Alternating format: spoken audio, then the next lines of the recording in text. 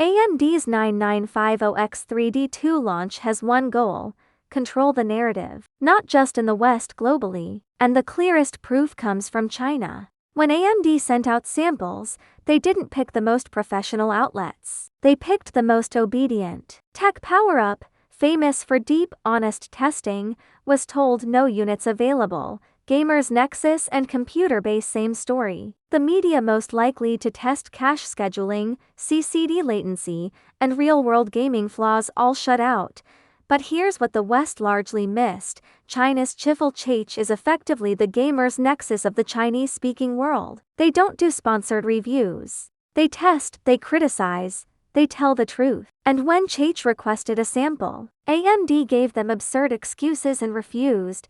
They had to buy the chip with their own money. That is not accidental. That is a deliberate, global silencing of critical voices. And AMD didn't stop there. Retailers were warned: do not sell or lend the 9950X3D2 to any unreviewed media or face severe punishment. Tech PowerUp confirmed they couldn't even buy one through long-term partners. The loop was closed tight. Why? Because the product cannot survive honest scrutiny. The dual CCD3DV cache is more marketing than breakthrough. Gaming gains are tiny. In some workloads, it's worse than the previous generation. AMD knows CHH, TPU, and Gamers Nexus would expose the real problems: cache scheduling, inter-CCD latency, power draw. So they built a wall. Western media, Chinese media, it doesn't matter. If you're independent, you're out. You don't silence critics when your product is great. You silence them when you're afraid. CHH bought their chip. They'll test it. And once those numbers hit,